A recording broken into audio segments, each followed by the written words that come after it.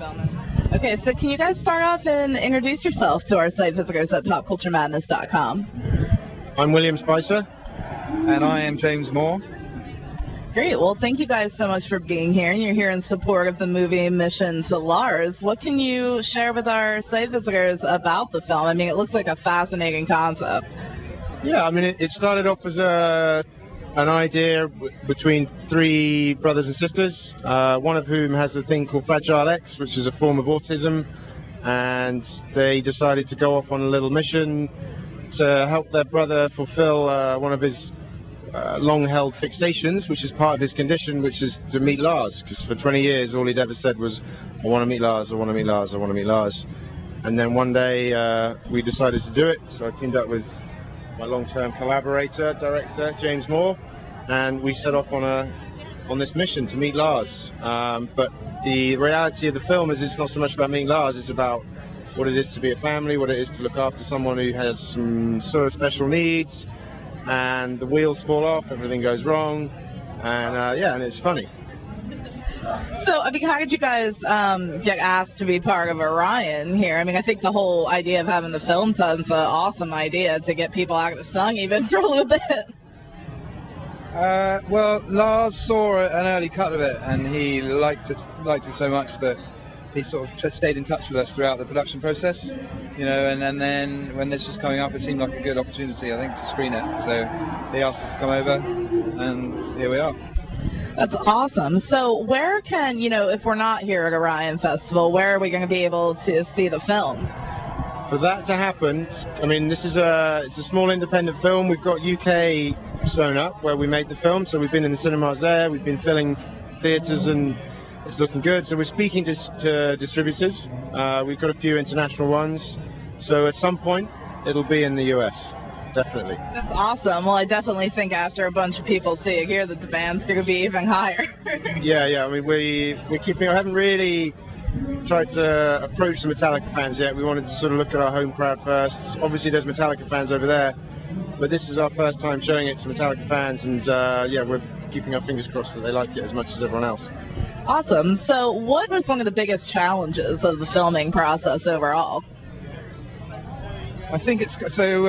Part of Tom's condition is that he hears noise and sound 10 times louder than we do, and that presents some problems when you're trying to get him into backstage at a heavy metal gig and getting through the crowd and things like that. So it was the challenge of him overcoming his own fear, so to speak, and just getting him to Lars rather than opening the doors to Lars. I think that would have been straightforward enough, but yeah, just getting through Tom's condition.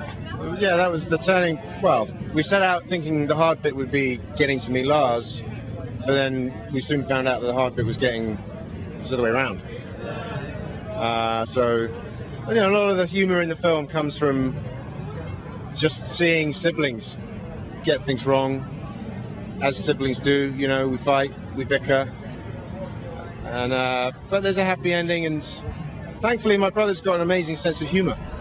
So whilst me and my sister are behaving like fools, he's sort of holding it together and just sort of, yeah, letting everybody know that we're the idiots and he's the funny guy. So what was one of the most humorous moments? Oh, what's the bit that gets all of this? I think it's just so, the premise is we go across the States following the Metallica tour, and the first gig we get to in Vegas, he just point blank refuses to get out of the RV, and then it's just, as he ratchets up the tension by just refusing to do more and more things, and he's got a very sort of subtle comic timing, so it's just the way he delivers his no's.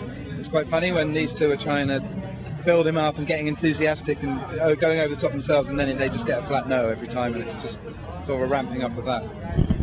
So how long did the entire filming process take? We filmed it, you know, once we'd raised the money, we'd sort of, you know, it was not like we had a lot of money to do it, so we had, a lot of our energy went into raising some money to get us over here, and by the time we'd done that, we had, I think there was 4 dates left of their tour.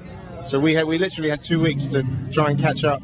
So 2 weeks filming in the States, a couple of weeks in the UK, and yeah.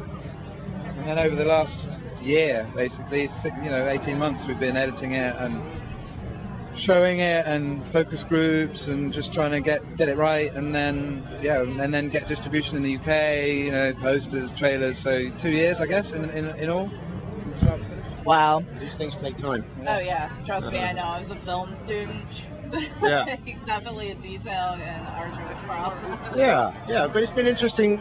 Once Lars came and saw it, we were really nervous because at that point, because you go to a Metallica concert, you can download the live tracks directly afterwards. So we would make sure we got all the tracks, and we had all their music in the film, and they were in it, and we were filming them.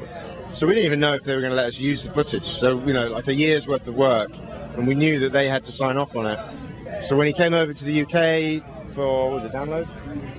One of their regular gigs. So we sort of caught up with him. We said, "You got to watch it," and we watched it, and we all sat at the back biting our nails. And he was sort of laughing throughout the whole thing. We were like, "Oh God, is he laughing at us or with us?" And then, do you have the man from Del Monte?